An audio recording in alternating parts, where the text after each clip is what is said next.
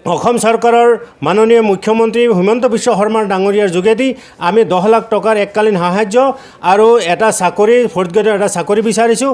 আনহাতেদি আমি দেখা পাইছোঁ যে ল'ৰাজন তাত ডেথ হোৱাৰ পাছত কিন্তু একাংশ ৰাইজে গৈ তেওঁলোকে আইন হাতত তুলি লৈছে।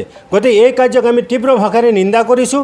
আমাৰ জিলা প্ৰশাসন আছে, আমাৰ যদি আমি এইটো নিৰাশা হ'ব নালাগে।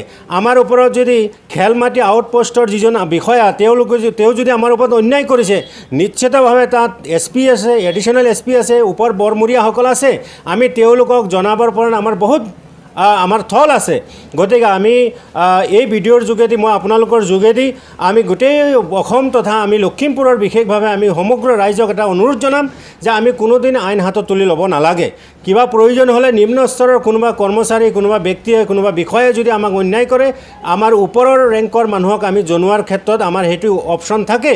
গতিকে আমি লখিমপুৰ জিলা জমিয়তৰ ফালৰ পৰা গোটেই মানে লখিমপুৰত শান্তি শৃংখলা বজাই ৰাখিবৰ কাৰণে মই বিশেষভাৱে ইছলাম ধৰ্মাৱলম্বীসকল আৰু সেই পশ্চিম চান্দমাৰী সেই অঞ্চলৰ ৰাইজক অনুৰোধ জনাইছোঁ।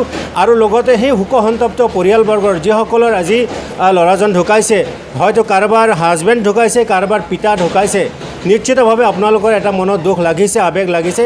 আমিও আপোনালোকৰ দুখত শোক প্ৰকাশ কৰিছোঁ আৰু অসম চৰকাৰক এই দাবীটো জনাইছোঁ, কমচে কম এই নিচলা দুখীয়া পৰিয়ালটো যেন চলিব পৰা হয়, তাৰ কাৰণে অসম চৰকাৰক আমি কৰজোৰে মিনতি কৰিছোঁ।